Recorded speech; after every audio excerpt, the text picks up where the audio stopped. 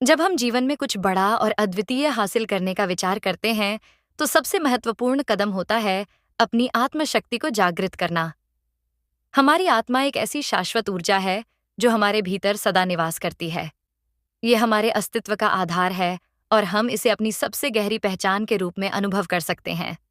आत्मशक्ति वो अदृश्य लेकिन अडिग शक्ति है जो हमें जीवन के हर क्षण में सही निर्णय लेने, हर चुनौती का सामना करने और अपनी दिशा को स्पष्ट करने के लिए मार्गदर्शन प्रदान करती है। ये शक्ति हमें ये समझने में मदद करती है कि हम केवल शरीर नहीं हैं, बल्कि हमारी असली पहचान हमारी आत्मा है, जो परमात्मा से जुड़ी हुई है। आत्मा का अस्तित्व केवल भौतिक रूप से नहीं है, ये एक शाश्वत और अमर अस्तित्व है। हमारे शरीर की मृत्यु हो सकती है, लेकिन आत्मा कभी नहीं मरती। यही कारण है कि हमारी आत्मा हमारे अतीत, वर्तमान और भविष्य से जुड़ी हुई है। ये हमें हमारे पापों और पुण्य का हिसाब देती है और हमारी यात्रा को आत्मिक उन्नति की ओर मार्गदर्शन करती है। आत्मा का कर्तव्य नहीं है कि वो हर किसी को अपने मार्ग पर चलने के लिए मजबूर करे, बल्कि वो हमें स्वयं के निर्णय लेने के लिए प्रेरित करती है। आत्मा का यह अपूर्व ज्ञान हमारे जीवन की कई समस्याओं का हल निकालने में हमारी मदद करता है। ये हमें हमारी गहरी आंतरिक सच्चाइयों से रूबरू कराता है और हमें आत्मिक रूप से जागरूक बनाता है। हमारी आत्मा की शक्ति अत्यधिक है और इसे जागृत करना एक गहरी साधना है। ये शक्ति हमें जीवन के सबसे कठिन समय में भी साहस और धैर्य देती है। जब हम मुसीबतों और संकटों का सामना करते हैं, तब हमारी आत्मा हमें मार्गदर्शन देती है। हमें ये महसूस कराती है कि हम अकेले नहीं हैं। हम किसी भी स्थिति में डूब सकते हैं, लेकिन हमारी आत्मा हमें फिर से उबरने के लिए ताकत देती है। आत्मा की ये शक्ति हमें ये समझने में मदद करती है कि भौतिक दुनिया की उलझनों में न फंसे और हमेशा अपने उद्देश्य की ओर अग्रसर रहें। अगर हम जीवन में कुछ महान और स्थायी करना चाहते हैं, तो हमें अपनी आत्मा की शक्ति को जागृत करना होगा। आध्यात्मिक दृष्टिकोण से आत्मा और परमात्मा एक ही हैं। हमारे शरीर की सभी इच्छाएं, सभी लम्हे, सब कुछ अस्थायी हैं। जीवन के इस भौतिक संसार में जो भी वस्तुएं हैं, वे एक दिन समाप्त हो जाएंगी, लेकिन हमारी आत्मा को न तो कोई नष्ट कर सकता है और न ही उसे किसी चीज से प्रभावित किया जा सकता है।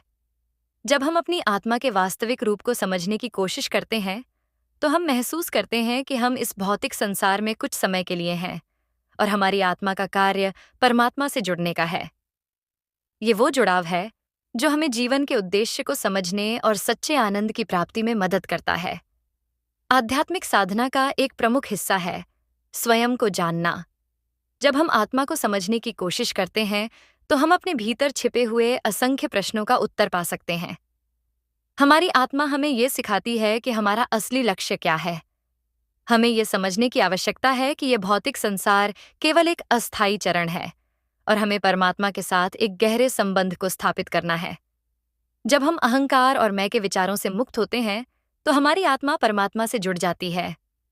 हमारी आत्मा का मार्गदर्शन करने के लिए हमें अपना दृष्टिकोण बदलने की जरूरत है, और यही बदलता हुआ दृष्टिकोण हमें जीवन के गहरे और सच्चे अर्थ को समझने में मदद करता है। हमारे जीवन में भगवान का नाम लेना और ध्यान करना आत्मा को परमात्मा के साथ जोड़ने का एक शक्तिशाली तरीका है। हरे कृष्णा, कृष्णा कृष्णा, हरे हरे, हरे राम, राम राम, हरे हरे। इस मंत्र का उच्चारण करने से न केवल हमारी आत्मा को शांति मिलती है, बल्कि ये हमें परमात्मा से जोड़ता है। ये मंत्र हमें ये एहसास कराता है कि हमारी आत्मा और परमात्मा के बीच कोई भेद नहीं है। इस मंत्र को हमारे दिल और मस्तिष्क में धारण करने से हम हर स्थिति में संतुलन और शांति महसूस करते हैं। ये मंत्र हमें अपने दुखों और परेशानियों को भुलाकर हमारे आंतरिक चेतना को जागृत करने में मदद करता है। आध्यात्मिक दृष्टिकोण से ये बहुत महत्वपूर्ण है कि हम अपनी भौतिक इच्छाओं और संसार की वस्तुओं से परे जाकर अपनी आत्मा को परमात्मा से जोड़ने का प्रयास करें। जब हम भौतिक संसार में खो जाते हैं और हम अपनी आत्मा से दूर होते हैं, तो हमें वास्तविक सुख की प्राप्ति नहीं होती। लेकिन जब हम आत्मा की शुद्धता को महसूस करते हैं, तो हम ये समझ पाते हैं कि हम परमात्मा के अंश हैं और हम इस संसार में केवल एक भूमिका निभा रहे हैं। ये अहंकार, मैं और मेरा के विचारों को दूर करके हम अपनी आत्मा को एक उच्चतर उद्देश्य की ओर मार्गदर्शन कर सकते हैं। शक्ति की भूख एक आंतरिक बेचैनी और शून्यता से उत्पन्न होती है। जब व्यक्ति के भीतर आंतरिक शांति और संतोष का अभाव होता है, तो वो बाहरी दुनिया में अपनी संतुष्टि की तलाश करता है। उसे ये लगता है कि अगर वो दुनिया को नियंत्रित कर सकेगा, यदि वो लोगों को अपनी इच्छाओं के अनुसार चला सकेगा, तो उसकी आंतरिक बेचैनी शांत हो जाएगी। परंतु ये एक बहुत बड़ी भूल है, क्योंकि जो आंतरिक शांति और संतोष उसे चाहिए, वो बाहरी दुनिया में कभी नहीं मिल सकता। आंतरिक शांति और संतोष सिर्फ भीतर से ही आ सकते हैं, और ये केवल तब संभव है जब हम अपनी आंतरिक समस्याओं को पहचानते हुए उन्हें ठीक करने की कोशिश करते हैं।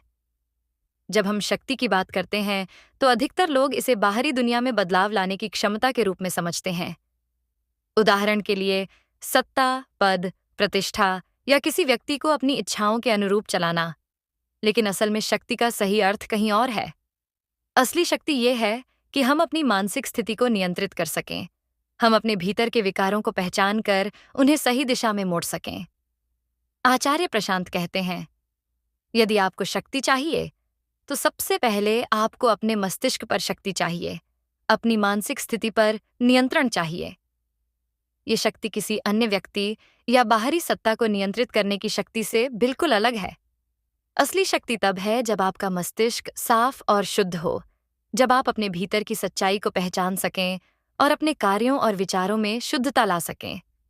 इस प्रकार की शक्ति बाहरी परिस्थितियों से प्रभावित नहीं होती, बल्कि ये एक स्थायी और अदृश्य शक्ति होती है जो व्यक्ति के भीतर निहित होती है।